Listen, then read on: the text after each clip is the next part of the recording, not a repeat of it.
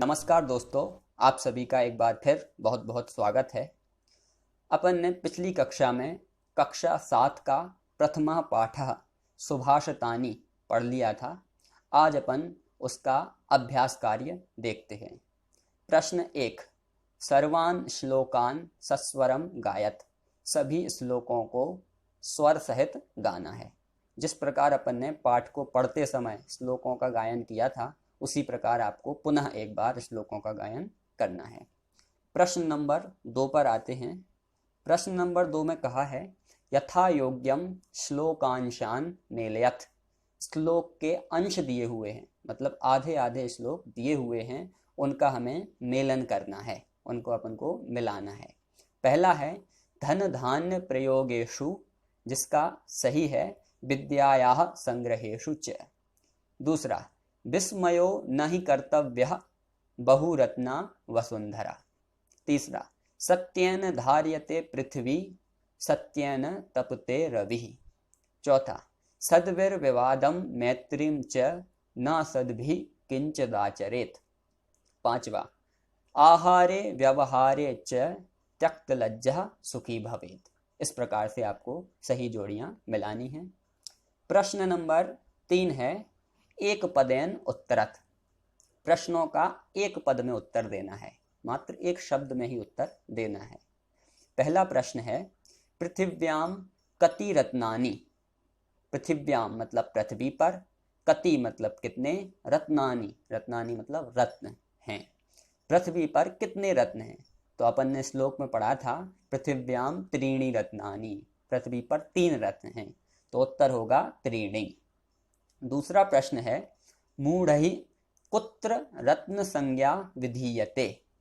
मूढ़हि मतलब मूर्ख व्यक्तियों द्वारा, कुत्र मतलब कहाँ, रत्न संज्ञा रत्न का नाम, विधीयते मतलब दिया जाता है। मूर्ख व्यक्तियों द्वारा कहाँ पर रत्न का नाम दिया जाता है? तो उत्तर था पाषाण खंडेषु, मतलब पत्थरों के टुकड़ों में। तीसरा है, पृथ्वी केन धार्यते। पृथ्वी किसके द्वारा धारण करती है? तो उत्तर है सत्येन। चौथा है, कही संगतिम कुर्वीत। कही मतलब किसके साथ, संगतिम मतलब संगति, कुर्वीत मतलब करना चाहिए। संगति किसके साथ करनी चाहिए? तो उत्तर है सद्भिः, सज्जन व्यक्तियों के साथ। और पांचवा प्रश्न है, लोके वशीकृति का। लोक में वशीकरण क्या है? तो अपन ने पढ़ा था कि क्षमा। लोक में वशीकरण क्या है? क्षमा। तो उत्तर होगा क्षमा। प्रश्न नंबर 4, रेखांकित पदानि अधिकृत्य प्रश्न निर्माणम कुरुत। रेखांकित शब्दों के आधार पर प्रश्न के निर्माण करने हैं। प्रश्न का निर्माण करते समय हमें किम शब्द के रूप तीनों लिंगों में याद होने चाहिए। किम, किम मतलब होता है क्या या कौन। इस किम शब्द के रूप अगर हमें तीनों लिंगों में याद हैं, तो हम प्रश्न निर्माण आसानी से कर सकते हैं। और कुछ प्रश्नवाचक अव्यय शब्द भी होते हैं, जिनका याद होना भी जरूरी है। जैसे कुत्र, कुत्र मतलब होता है कहाँ, कदा, कदा मतलब होता है कब। इस प्रकार के कुछ प्रश्नवाचक अव्यय शब्द होते हैं, वो भी आपको याद होने चाहिए। तो प्रश्नवाचक अव्यय शब्द याद होने चाहिए और किम शब्द के तीनों लिंगों में रूप याद होने चाहिए, तो अपन प्रश्नों का निर्माण आसानी से कर सकते हैं।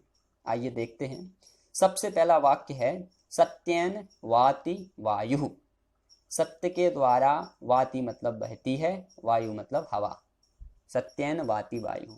अब अपन को जो शब्द रेखांकित है उसको हटा करके उसकी जगह पर प्रश्नवाचक शब्द लिखना है। तो सत्येन, सत्येन तृतीय विभक्ति का एक वचन है, तो किम शब्द का तृतीय विभक्ति का एक वचन होगा कैन। तो प्रश्न हो जाएगा कैन वाति वायु। और ध्यान रखना है अपन को, प्रश्न जब अपन बना लेते हैं तो उसके अंत में प्रश्नवाचक चिन्ह भी लगाना है। दूसरा है, सद्भिः एव सहासीत।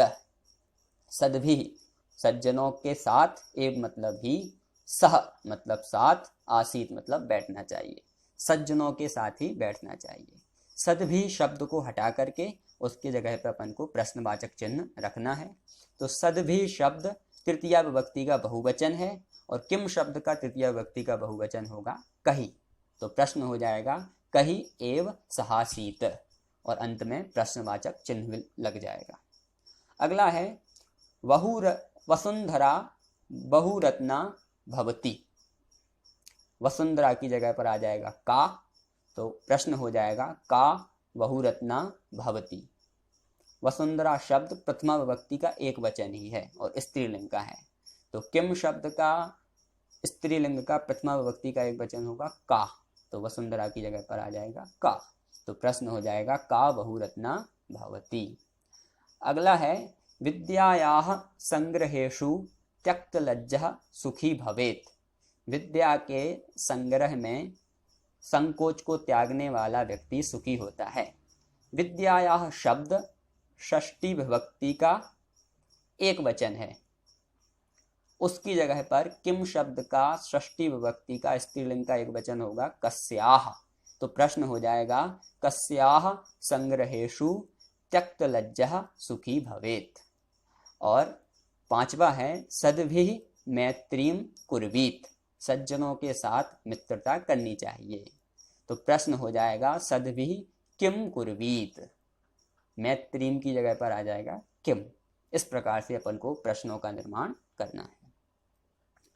प्रश्न नंबर 5वां, प्रश्नानाम उत्तराणि लिखत। प्रश्नों के उत्तर लिखने हैं। अब यहाँ पर ये नहीं कहा है कि एक पद में लिखना है, इसका मतलब यह है कि पूरे वाक्य में लिखना है, उसका जितना उत्तर है वो पूरा लिखना है। तो प्रश्न है कुत्र विस्मयः न कर्तव्यः। कुत्र मतलब कहाँ, विस्मयः मतलब आश्चर्य, न मतलब नहीं, कर्तव्य मतलब करना चाहिए। कहाँ आश्चर्य नहीं करना चाहिए।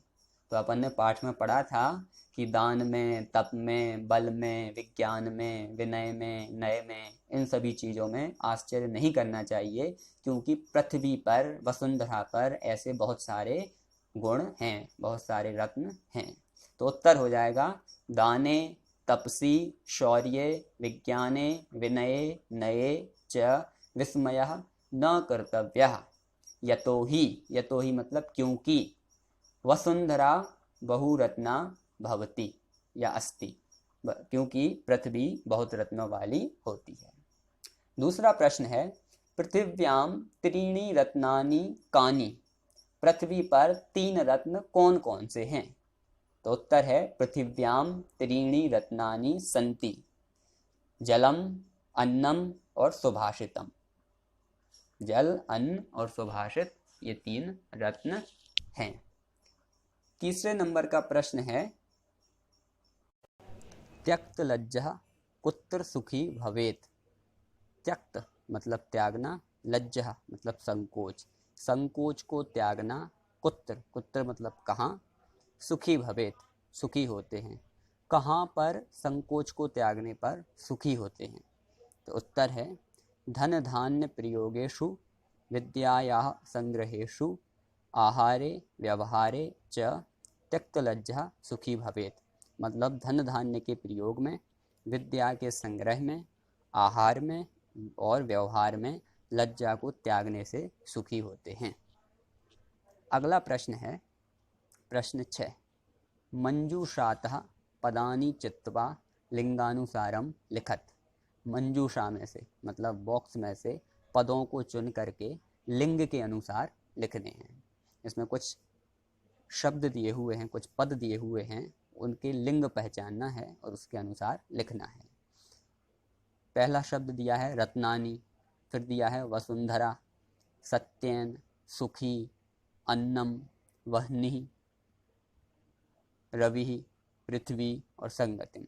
इनमें अपन को पुल्लिंग, स्त्रीलिंग और नपुंसकलिंग शब्दों को अलग अलग करके लिखना है। पुल्लिंग में कौन कौन से शब्द आएंगे, सुखी, वह्नि, रविः। स्त्रीलिंग में आएंगे वसुंधरा, पृथ्वी, संगतिम। और नपुंसकलिंग में आएंगे रत्नानि, अन्नम और सत्येन। अगला प्रश्न है प्रश्न 7, अधोलिखित पदेषु धातवः के सन्ति। कुछ पद दिए हुए हैं, उनमें से अपन को धातु बताना है कि इस पद में कौन कौन सी धातु है। सबसे पहला पद है करोति।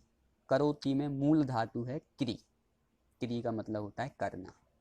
पश्य, पश्य में मूल धातु है दृश्य, दृश्य मतलब देखना। भवेत, भवेत में मूल धातु है भू, भू मतलब होता है होना। और तिष्ठति, तिष्ठति में मूल धातु है स्था, स्था मतलब होता है रुकना या फिर बैठना। तो इस प्रकार से आज अपन ने पाठ 1 का अभ्यास कार्य किया। अब अपन अगली कक्षा में अगले पाठ को लेकर के मिलेंगे।